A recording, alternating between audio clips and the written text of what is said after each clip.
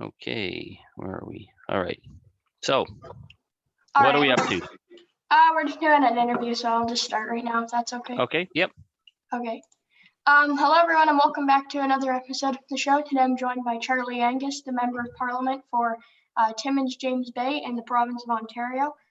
Charlie, my first question that I'm going to ask you today is why did you get involved in politics, and why did you want to run to be the Member of Parliament for Timmins James Bay? Well, you asked $1 million question. The last thing I ever thought I would be is a member of parliament. I had really no interest in thinking I'd ever have a political life. But I've done a lot of different things in my life. And I got very, very involved in a big struggle here in Northern Ontario to stop a massive garbage dump from being put into our region. I thought it was a very reckless project. I thought it could really damage the water table. It began to draw other projects like burning PCBs, incinerators, I thought, which was very bad for the environment. And what really struck me was that the elected people that we trusted who would make sure to look out for the public interest didn't seem to be looking out for us. So I thought it was important to get active, and that if big decisions were going to be made about the North and big decisions were going to be made about the region I lived in, I thought I wanted to be at the table figuring out, okay, why are we making these decisions and how does it help people and will it hurt our communities or our environment? So that was kind of the roundabout way that ended up me deciding to actually run to be a politician. Okay, and so my next question is, we know that small businesses have been affected, obviously, by COVID-19. So what have you done to help the small businesses in your community in your role as their Member of Parliament? Well, the small businesses have taken a massive hit because of the shutdowns. What we did right away was we started weekly calls with the Chamber of Commerce in Timmins to hear from businesses to find out what the problems were. New Democrats pushed to get the 75% top up for wages when the government was going to have it at 10%. We also really pushed the government on the rent subsidy. The original plan that they paid the money to the landlords did not work. It was a disaster. And we were able to hear directly from business about what was needed and how to help.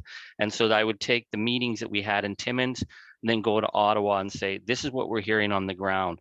So that's, I think, is really important in politics, is you got to be meeting with people all the time. You got to hear what the world is, that what the real world is outside of the Ottawa bubble, and then be able to bring that real world back experience into Parliament. Okay, so with Budget 2021, your leader Jagmeet Singh made clear that that your party did not want a pandemic election. So other than some of the obvious reasons, why do you feel that a pandemic election isn't practical? I think it'd be really irresponsible at this time when we're dealing with the biggest medical catastrophe in 100 years for political parties to be jockeying for position because they're watching the polls. We have to put Canadians first at this time. There's things in the budget I like. There's things in the budget I really don't like. But what I think would be really irresponsible is trying to take any party taking political advantage of it. Let's get this crisis behind us. Let's get people safe. And then let's talk about what we need to do in terms of the next election. Okay, and so on the topic of the next election, whenever that may be, it's looking like it could be after the pandemic or perhaps in the summer, early fall. I think at this point, it's pretty clear that when the election happens, it's because the government will want an election. But how do you think that the NDP could grow their seat count in the next election, whenever that may be, to, let's say, bring them back to their 2011 seat count? That's a really good question. I think one of the things that made Justin Trudeau so successful is he really built on people's hope. His campaign in 2015 was a very much a come from behind election, and he made a lot of big promises, certainly promises that New Democratic voters really care about. He promised to end all the boiled water advisories in 5 years. That never happened. In fact, they've completely blown out the water. He made the promise to have electoral reform, which is a big, big thing for a lot of people. And now we know that'll never happen. He promised Pharmacare, that'll never happen. There are areas where the New Democrats are traditionally very, very strong, where we did lose seats in 2015 and we lost some seats in 2019 that we will gain back. Some of the big battlegrounds, the 401 region, it's actually often in the 401 heading down towards Windsor, not struggles between Liberals and NDP, but NDP, it's a classic NDP conservative battleground. In Northern Ontario, we're very strong. Traditionally, up until 2011, we held almost all the seats in Northern Ontario. I think Sudbury, Nickel Belt, Thunder Bay look very good for us. Some of the seats out in Edmonton look strong. We're very strong out in BC. So I think it'll be a very interesting election when it does happen. But I never, I don't bet money on elections because they turn around so strange sometimes. But I think we're in a pretty good position. What about specifically in Quebec? Because I think that's one of the reasons Jack Layton and your party did so well in 2011 was because of how well they did in Quebec. So how can your party grow their seat count specifically in the province of Quebec? Well, that's an excellent question. Jack Layton put a lot of effort into Quebec over the years, building trust with the voters. It was really important for the Quebec voters to feel that someone from outside of Quebec understood them, even though Jack had been born in Montreal. He was very seen as someone from Toronto. We have a number of areas where we're very strong, where we've had, we've held seats for 8 years in Quebec and then lost them in the last election. A lot of the losses we took in Quebec are really split races between Liberal, Bloc, NDP, Conservative, and sometimes those percentages are very, very small that we lost by. So there's a number of seats we're looking to win back, and I think that the Jagmeet Singh's French is really since the leadership has become, he's really comfortable and he's very funny in French. I think that makes a big difference. People like a leader that it seems like a regular guy, a guy they can hear from. So Quebec will be a definite battleground for us. Okay, and my next question to you is climate change is still a big crisis. I know this is something that your leader, Jagmeet Singh, has focused on, is that COVID's a really big crisis, obviously, as well, but the climate crisis is still there. So how do you think we can still focus on climate change, but also focusing on COVID-19, kind of not making sure that one crisis doesn't overshadow the other one? Well, that is so important. The International Energy Agency, hardly anybody's idea of an environmental group, just came out and said, we have to make the transition to clean energy now. And I think part of the problem in Canada is that we are so dependent. We are an major energy power, but because we haven't been putting the money into the transition, we're leaving sections of our country at real risk.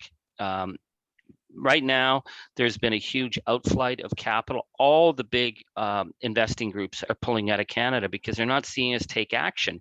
Mr. Trudeau he speaks great about the environment, but you're not seeing action.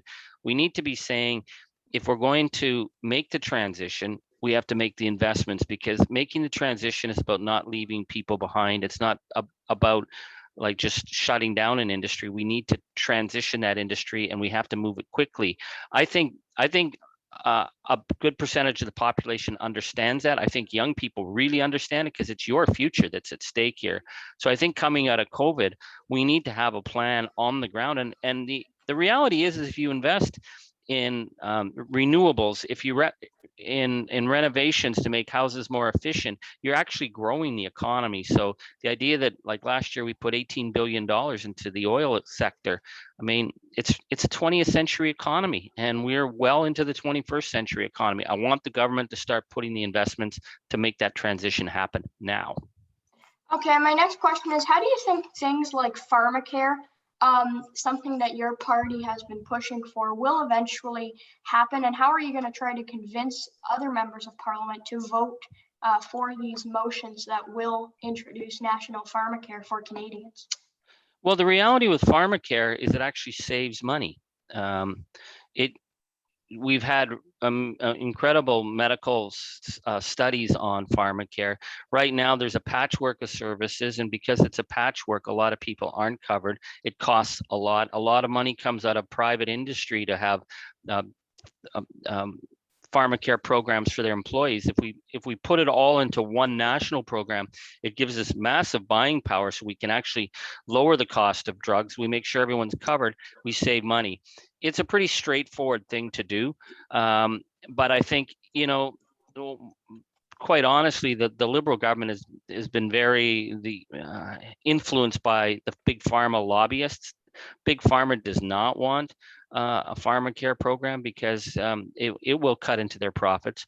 So I think the thing is it makes sense. The medical community's on side. It saves money. We have to just keep pushing, and maybe in the next government, when we'll be back to minority governments are good for Canadians, because minority governments hold governments accountable.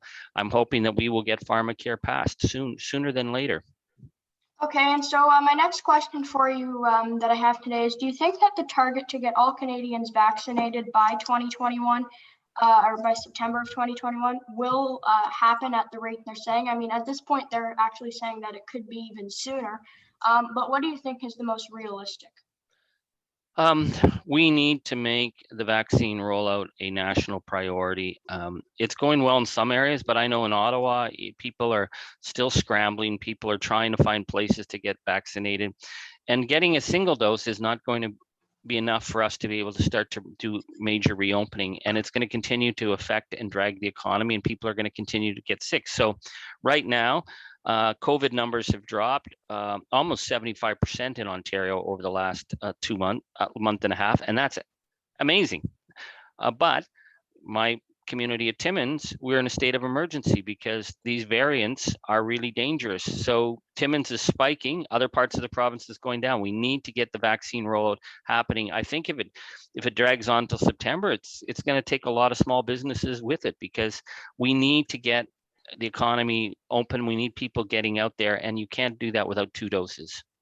Yeah, I mean, today Ontario reported 1,588 cases of COVID, and then obviously a large portion of them are from the hotspot regions like Toronto, Peel, Ottawa, York, hotspot regions like those. But obviously lots of cases do still come from some of those other areas. But that was my last question that I had for you today, and so thanks again for joining me, and it's been great having a conversation. Hey, this is fantastic. How long have you been doing this show? I started it back in January. This is great. So you talk to federal, provincial, municipal, like who do you talk to? Yeah, all three. So I live in Clarington, which is Bowmanville. Do you know where Bowmanville is? Yep. Yeah, so I live in a really small community, just probably about 5 minutes away from Bowmanville, called Orno, so it's very small.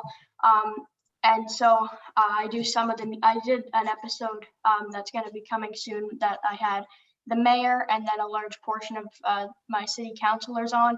And then I actually did Doug Ford as well, which was a really fun conversation. I bet. And then I've done some federal ones as well. Cool. Well, listen, thanks so much. If you need any help getting anybody at the federal level, let me know. Okay, thank you very much, Charlie. Okay, take care. Okay, bye. Now.